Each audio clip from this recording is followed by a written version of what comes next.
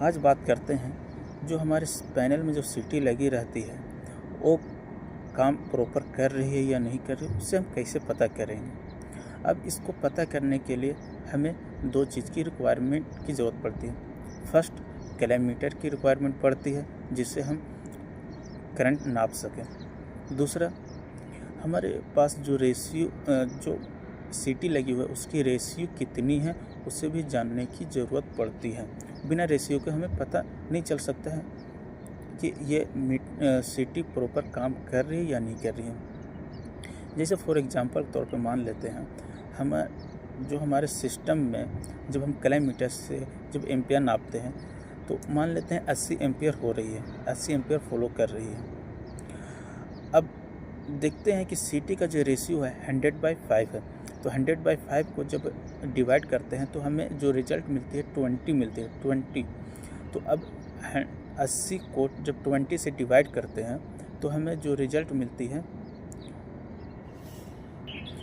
80 को जब 20 से डिवाइड करने के बाद जो हमें रिजल्ट मिलती है 4 एम्पियर मिलती है।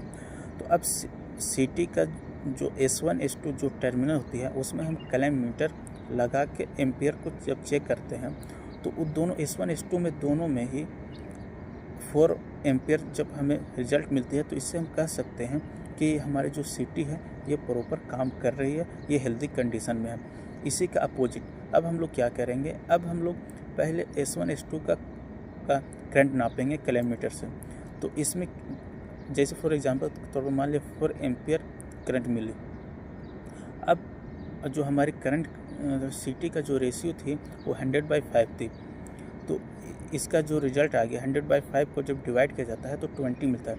20 को और 4 से जब मल्टीप्लाई करते हैं तो हमें जो रिजल्ट मिलती है वो 80 एम्पियर मिल जाती है। जब हम कैलेमीटर से जब 80 एम्पियर नापेंगे तो हमें मालूम चल गया कि ये कैलेमीटर में भी 80 एम्पियर शो हो रहे हैं और इधर से जब हम लोग कैलकुलेशन किए इसमें भी 80 एम्पियर फॉलो हो रहे। इस तरीके से हम कह सकते हैं कि हमारी ये सीटी हेल्दी कंडीशन में है। अब हम लोग इसी तरीके से चेक करते हैं।